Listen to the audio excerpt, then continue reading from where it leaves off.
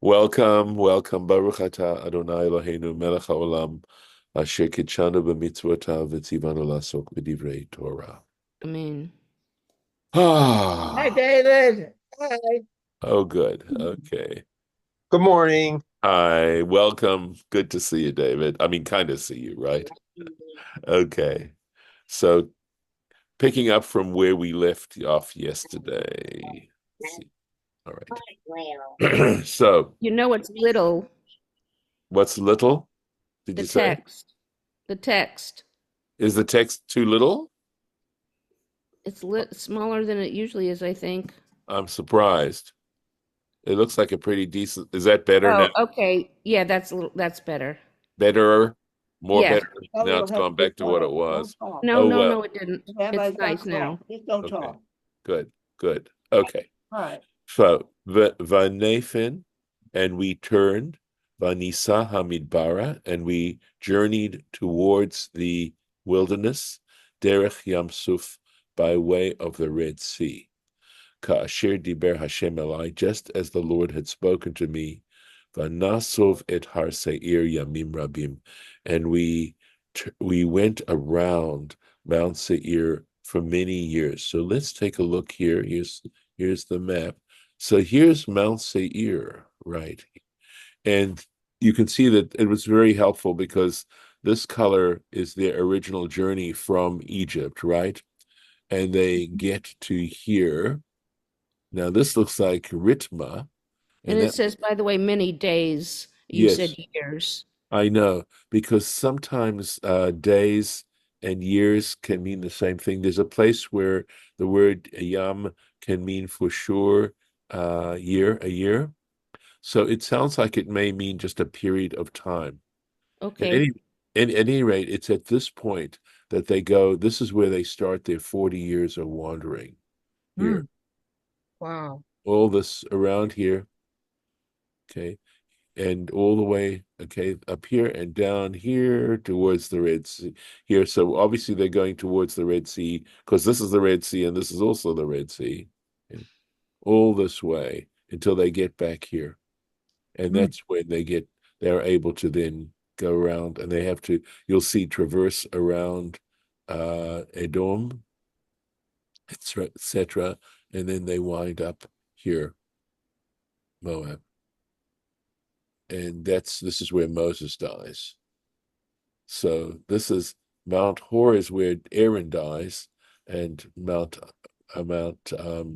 excuse me, yes, right here. It's Mount Nebo, of course. That's where Moses dies. Huh.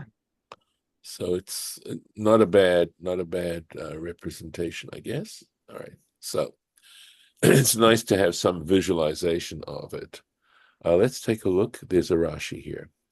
And we turned and we journeyed towards the wilderness.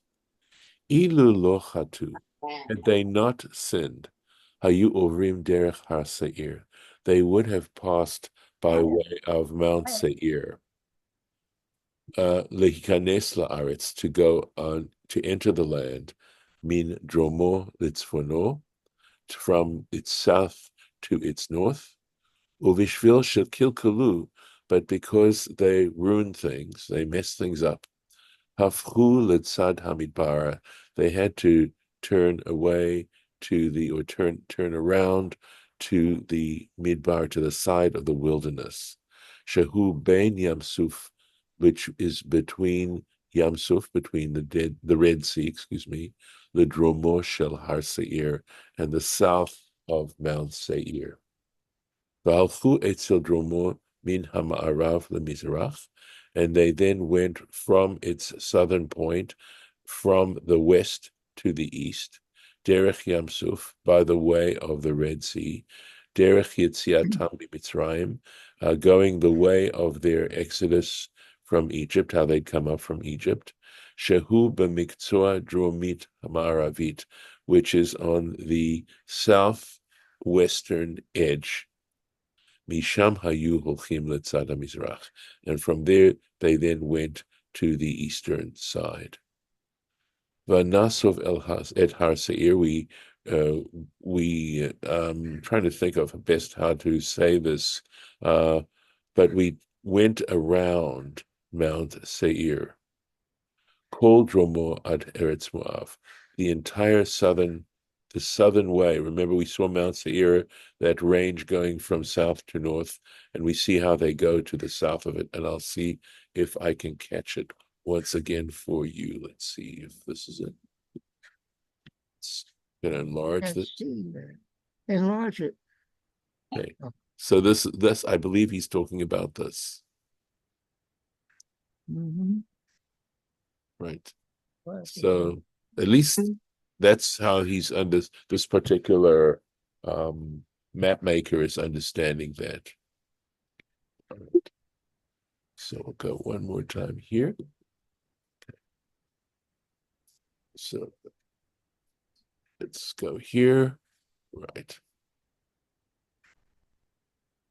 Right. So Rav Vayomer Hashem Elai Lemor, and God or Hashem said to me the following: Rav Lachem, it is sufficient for you, Sof et Harazeh, going around this mountain. Nu Lachem Tzfona, turn north. Turn north. Let's see if there's a. Here we go. Nu Lachem Tzfona, turn northwards. Sovu Lachem. In other words, again, you saw that they were doing an about face in a way, right? So turn around for yourselves, Lurach Mizrachit, on the east side, Min Hadarom Latzafon, from the south to the north.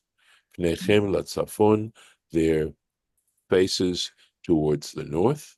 Nimtzahu et Ruach Mizrachit. So now they would be going along the eastern in the east on the eastern direction. They weren't traveling east, but they were going along the east side. And as this says, V'ravua mimizrach shemesh, they came from the east, sun east, right, to the land of Moab. And we'll take another quick look here. So you see how they came from the east side, because this is north, west, east, and south. So you can see how they went around and came this way across through Moab. And they had all these battles right here. Okay. Oh, sorry, let's go in here.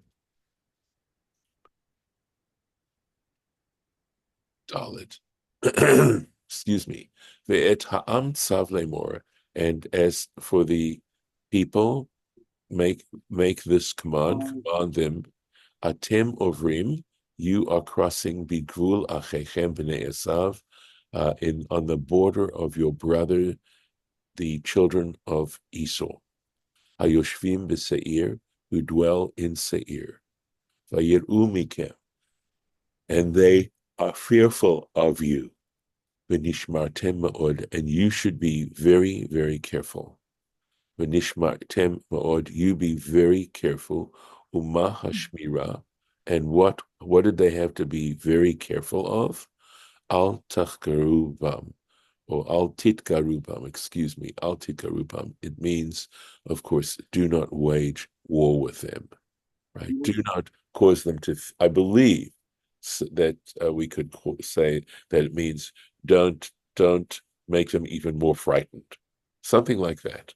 I believe that there is a meaning of this root that means to, but you'll see, al titkaruvam ki lo eten lachem erzam, because I'm not going to give you from their land ad midrach kaf ragel, not even one footfall, ki Yerusha Esav, because it is an inheritance to Esau, natati et har Seir, I have given Mount Seir. So this is in some ways really kind of interesting. Let me see if there's a Rashi on this. Yes, well, he explains this expression, ad midrach kaf regel, even the footfall of the sole of a foot, right? The amount of the area of the sole that a sole of a foot takes up. Afilu midrach kaf regel. So he says, using this expression, not even 1 footfall. Klomar, that is to say, afilu drisat haregel. He's saying even the ability to walk in there. Enima shelachem, I do not give you permission, the avor ba'atzam, to traverse their land. Shelo b'shut, without permission. So he goes a little bit further. The tradition goes a little bit further, and it's saying, well, God did not give them permission. Of course, if the people of Esau, if Esau's descendants decided to give them permission, that was another story. Midrash Agadah. So now there is a Aggadic explanation of this unusual expression. Ad sheyavo yom trichat kafrehu. Not until there will be the day when there will be footsteps there or footfalls there. Al Har Hazeitim, on the Mount of Olives, Shenemar, as it states in Zechariah chapter 14, for Amru Raglav, and his feet will stand, etc. And this, of course, is talking about end of time kinds of things. And there is that idea that at some point, what Esau represents, Esau and what it represents, will be overpowered by the Israelites. But as of now, no, now. And that's by divine command. So, let's see where we are. Yerusha le'esev me Avraham. It is an inheritance to Esau from Abraham. Asara amamim. This is, I think he is here interpolating God's words.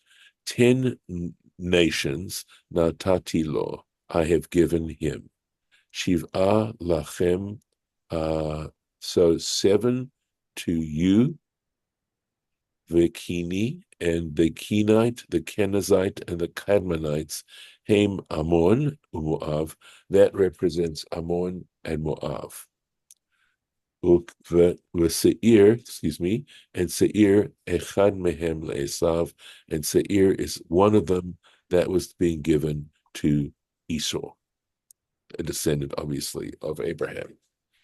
So we have 7 nations that were given to Abraham. That was, 10 nations, and 7 of them were mentioned there. And then there's also the Kenite, etc., etc. So these are the 7 Canaanite nations, and these additional 3, right, were the nations of Ammon and Moav, right, and one of those nations given to Esau. V'hashnayim, and to the 2 others, this is, I think we're talking here about the Kenizzites and the Kadmonites, etc., right? Livnei Lot would be going to the children of Lot, Bischar, as a reward, Shahalach ito leMitzrayim, that Lot went with Abraham to Egypt. V'shatak, and he was silent, al ma shehayu umrim al ishto, regarding what they said about Abraham's wife. Remember, Sarah told them that she was his sister, Achoto, that his wife was his sister, Achotohi as'au kivno. And because he said that, because Lot was silent and said that Sarah, which by the way was Lot's sister, right? That's why he made Lot like a son to him. So Lot was rewarded for that. Excuse me. So let's go back up here. Ochel tishbaru meitam, you can purchase food from them, bakesef, with silver or money, vachaltem, and then you can consume it, then you can eat it. V'gam mayim tichru meitam, and likewise you shall purchase water from them, bachesef ushtitem, with money, and then you can drink it. So you have to purchase any food that you get from that area. I don't believe there's any, here we go, Tichru, right here, Vav. Lashon Mekach. So this word tichru, which isn't so common a word, but anyway, Rashi explains that it has to do with trade, with purchase. And likewise it says, Asher kariti li, which I purchased for myself. And in Rosh Hashanah, this is Rosh Hashanah, Tractate Rosh Hashanah, chapter page 26. Shekain, here we go. It says here, Shekain bekarche hayam. It says in the towns along the seashore, or I would say foreign towns, possibly, is what this expression means. Korin the mechira kira. They use the word kira for mechira, for sale, for selling.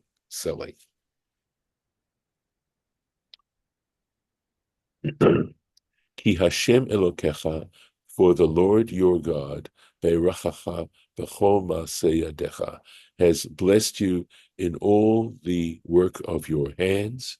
Yada lechtecha, knowing you're going, you're wandering, et hamidbar hagadol hazeh, this great wilderness, so aware of your journeys here. Ze arba'im shana, for this 40 years. Hashem Elokecha imach, the Lord your God was with you. Lo chasarta davar, you did not lack anything. And that might well lead to a thought here, that despite the fact that in a way they were in, you might call it a state of excommunication, because they were now forced, this generation was forced to wander for 40 years, to what degree did they suffer?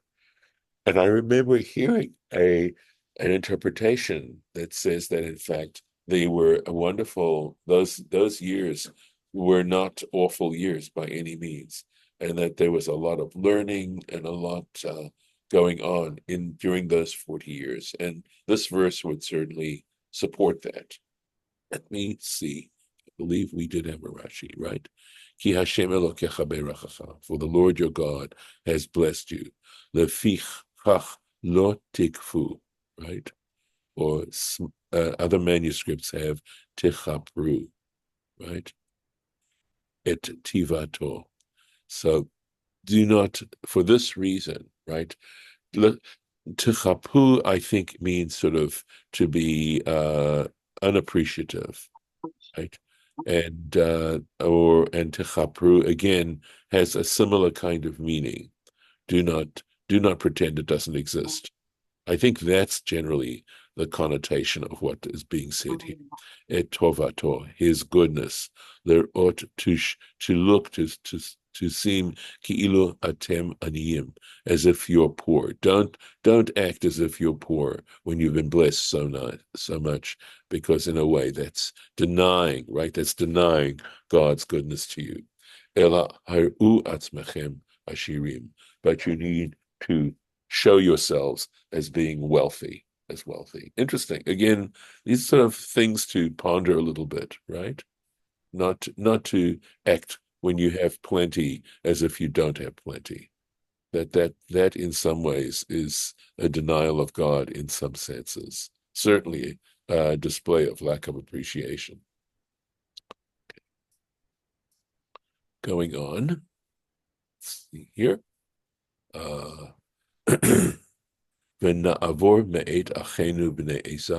So we passed from our brothers, the children of Esau. Yes, David. Yeah, so a question, maybe we've gone over this before. Whatever stopped them from not wandering? I mean, just as you pointed out, they had a good life, right? So to some extent, right? Their Yes. food is provided for, everything is provided for. So what would have stopped them from just, setting camp and say, okay, we're going to stay here for the next 40 years and then we can move on? Is it the fact that, the things that God provided would be taken away, or what stopped them from doing that?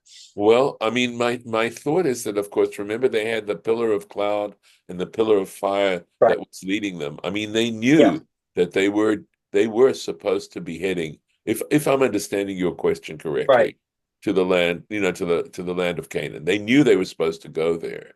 And in some ways, this desire to be in the land of Canaan was sort of paramount.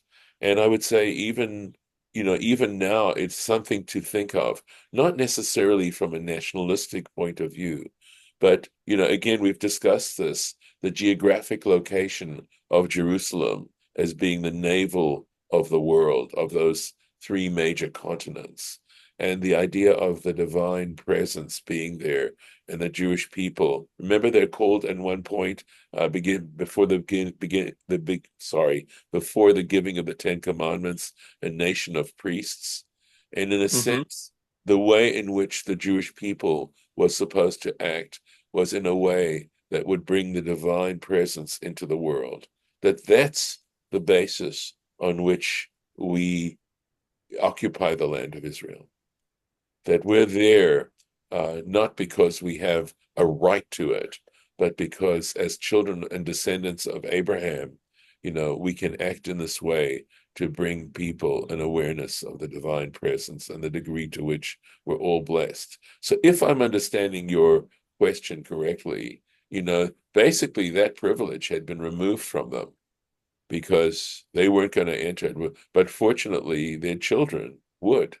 They were at least blessed to that extent. And it wasn't like God needed to punish them more, because right now the fact that they couldn't go into the land of Israel was enough of a punishment.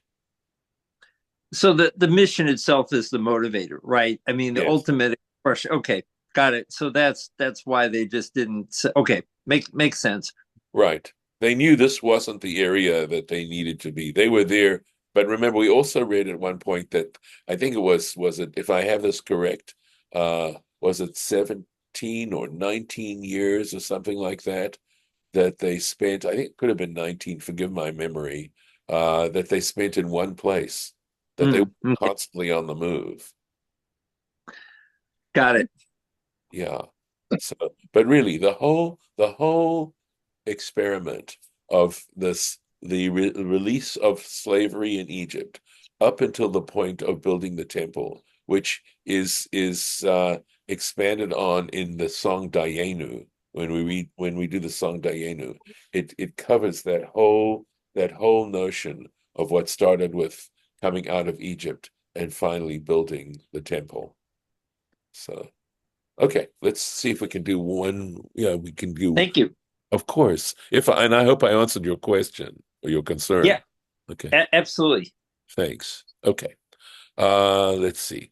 Okay, so I was in the middle of the sentence that we turned away from our brothers, the children of brothers, the children of Esau, who are Yoshvim b'Seir, who dwell in Seir, miderech ha'arava, from the way of the Arava, the wilderness, me'elat, from Elat, Etzion Gaver, from Etzion Gaver. And I think there are two towns that are at that point, at that tip, that are very close to each other. And this is, let's see, oh, actually, this is just marking the fact we have a paragraphing in the middle of a sentence. This does happen on occasion. Vanephin, and we turned V'na'avor derech midbar Moav, and we turned and went by way of the desert of Moab. I'm going to put in a marking here. One moment.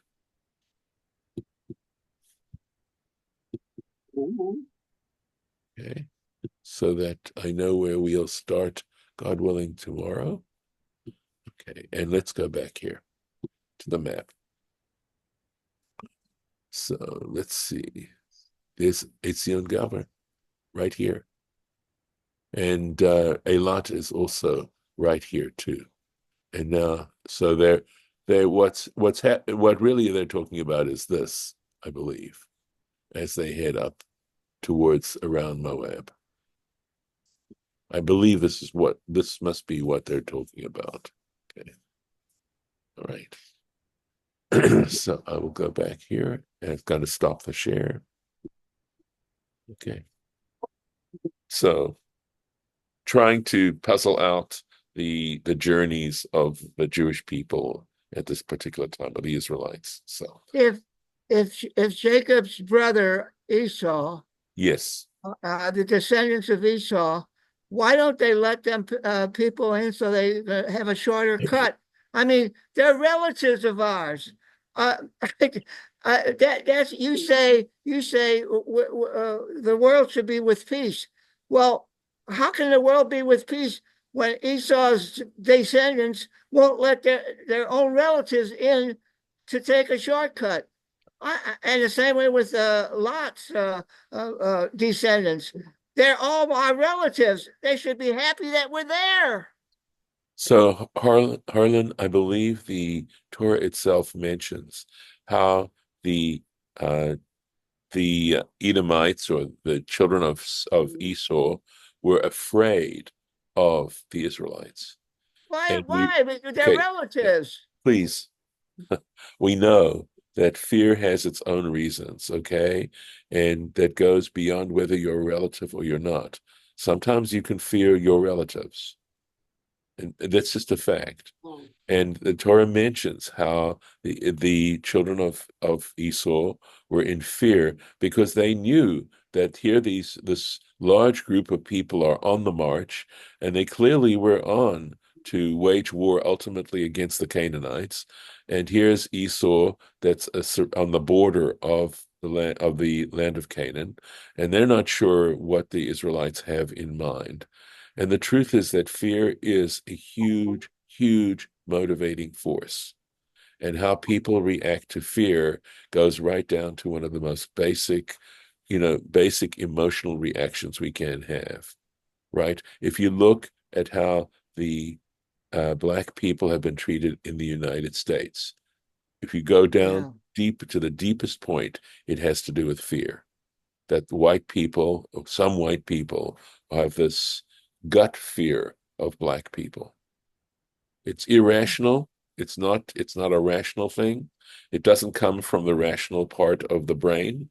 It comes from a very deep emotional part of the brain. The fear, the flight or fight part of the brain.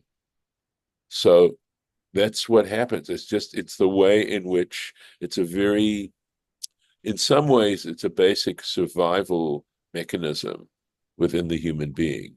But on the other hand, we also have another part of the brain which should be operating also to help control this part of the brain. But that's the Torah itself says how afraid they were. So that's really what it is.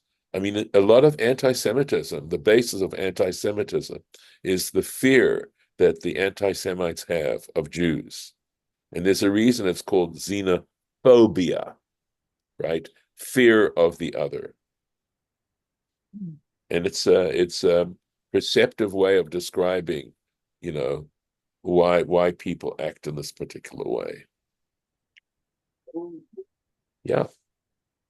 Did that war happen at this time about the king of Og, Bashem, and the other king? Yes, this is happening at that time. So fight or flight. So Og and Sichon decided to fight. Hmm. So It's God what's was with going on us. now. Harlan, it's what's going on right now. What's going? Yeah, right. With Iran, the Yeah, same way. You're yeah, right. it's the same thing.